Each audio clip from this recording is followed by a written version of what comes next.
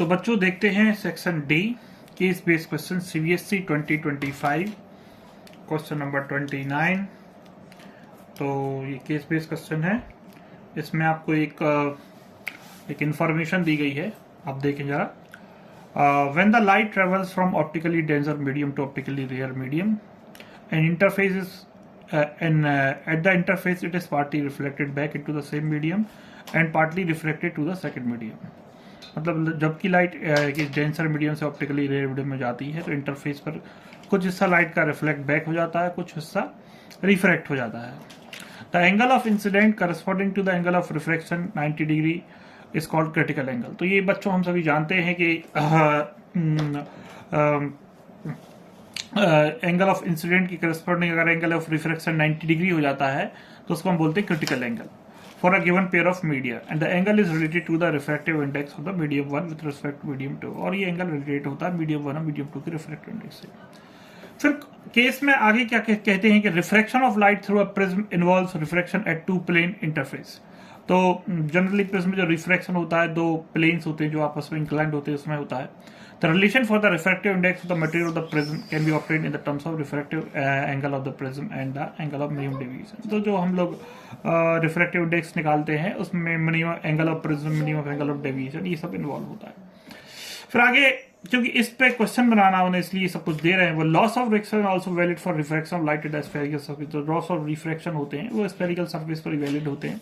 When an object is placed in front of spherical surface, जब भी किसी object को स्फेरिकल सरफेस के सामने रखा जाता है, इट्स इमेज रिस्पॉन्स की वही बनती है the relation between the object and the image distance in terms of refractive index of two media and the radius of the curvature of the spherical surface. तो बेसिकली रिलेंस मेकर फॉर्मूला की बात हो रही है, वो हमें obtain होता है।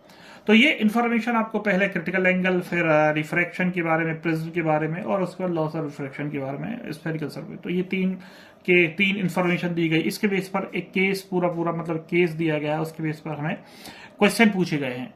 तो चलिए बच्चों, आज पहला क्वेश्चन जो क्रिटिकल एंगल पर बेस्ड है उसको हम देखते हैं। तो जैसा कि आप स्क्रीन पर देख सकते हैं, मैं थोड़ा सा जूम कर देता हूं, है ना।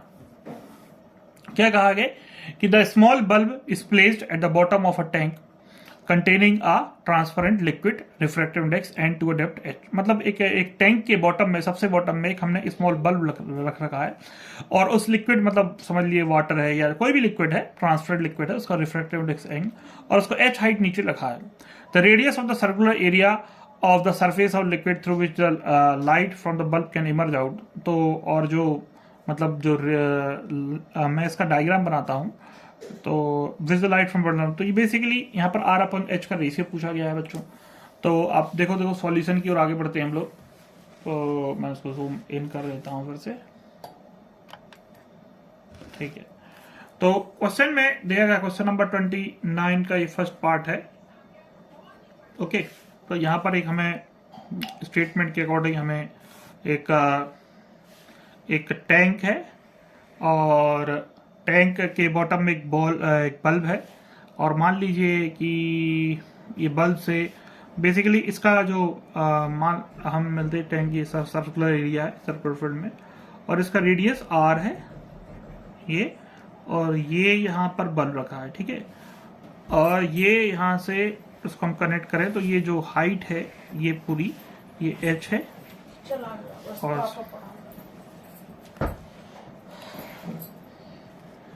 और यहां से मान लीजिए यहां से एक रे ऑफ लाइट आ रही है, ठीक है, एंगल आई कह लेते हैं, और ये जो राइट ऑफ रे है इस पॉइंट पर रिफ्रैक्ट, मतलब क्रिटिकल एंगल आप कह सकते हो कि जो एंगल ऑफ इंसिडेंट है, हमें इसको बोलते हैं नॉर्मल है, तो ये एंगल ऑफ इंसिडेंट, ठीक है, ये क्रिटिकल एंगल होगा। तो जो रिफ्रैक्टेड रे होगी वो ग्रेस करती हुई आगे जाएगी, और ये रिफ्रैक्टिव एंगल 90 डिग्री हो जाएगा, ठीक है। यही पहला केस दिया गया था।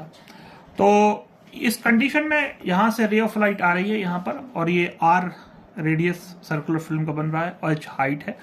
तो यहाँ पर एंगल ऑफ इंसिडेंट है, उसके करस्पॉन्डिंग एंगल ऑफ रिफ्रैक्शन है वो 90 डिग्री है। तो बेसिकली हमें R/H का रेशियो निकालना है, R/H, ठीक है। तो जैसा कि फिगर से देख सकते हो R/H का रेशियो निकालना है। तो यहाँ पर सबसे पहले क्रिटिकल एंगल की कंडीशन लगाते हैं, क्या है। तो इस मीडियम का रिफ्रैक्टिव इंडेक्स n है, और हम मान लेते हैं बाहर एयर है, तो एयर का रिफ्रैक्टिव इंडेक्स n2 = 1 होता है, ठीक है। तो हम लोग यहाँ पर स्नेल्स लगाते हैं इस पॉइंट पर, तो हम लिख सकते हैं μ1 या n1, ठीक है, according to question n1 sin i। इस पॉइंट पर देखिए ये नॉर्मल है, इस पॉइंट पर हम लोग स्नेल्स लगा रहे हैं, तो n1 sin i equal to n2 sin r। जैसे क्वेश्चन बच्चों गिवन है, क्रिटिकल एंगल का क्वेश्चन है, साइन r की वैल्यू 90 डिग्री गिवन है, और n1 n है जो ट्रांसपेरेंट लिक्विड है उसका रिफ्रैक्टिव इंडेक्स, तो n sin i equal to air का रिफ्रैक्टिव इंडेक्स 1 होता है बच्चों, और क्रिटिकल एंगल 90 डिग्री है। तो यहाँ से हम क्या निकाल सकते हैं, हम बेसिकली रिलेशनशिप निकाल सकते हैं, साइन आई इक्वल टू, यहाँ से कह सकते हैं 1/n, ठीक है, ये साइन की वैल्यू निकाल लीजिए। अब बच्चों फिगर में देखोगे साइन की वैल्यू, साइन जो होता है परपेंडिकुलर अपॉन हाइपोटेन्यूज, तो ये h है, ये r है, तो ये बच्चों ये वैल्यू जो हो जाएगी वो r² प्लस h² हो जाएगी। तो हम ये भी कह सकते हैं फिगर से परपेंडिकुलर अपॉन हाइपोटेन्यूज, तो ये वैल्यू जो हो जाएगी r/√ऑफ r² प्लस h²। अब देखो बच्चों हम क्रॉस मल्टीप्लिकेशन कर देते हैं, तो ये हो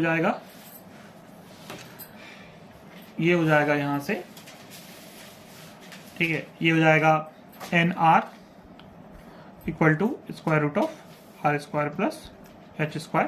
दोनों साइड स्क्वायरिंग कर देते हैं दोनों साइड, तो n² r² equal to r² plus h², और r² यहाँ कॉमन ले लेते हैं, तो n² r² minus r² equal to h²।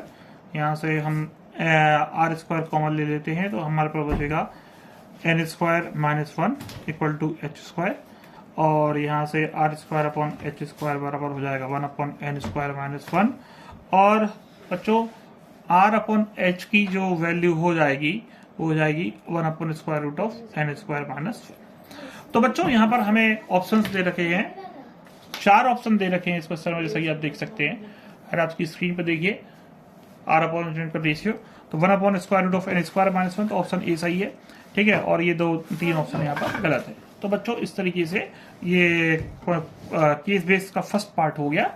अगर आपको वीडियो अच्छा लगता है, इंफॉर्मेटिव लगता है, तो हमारे चैनल को लाइक करें, सब्सक्राइब करें और वीडियो को शेयर करें।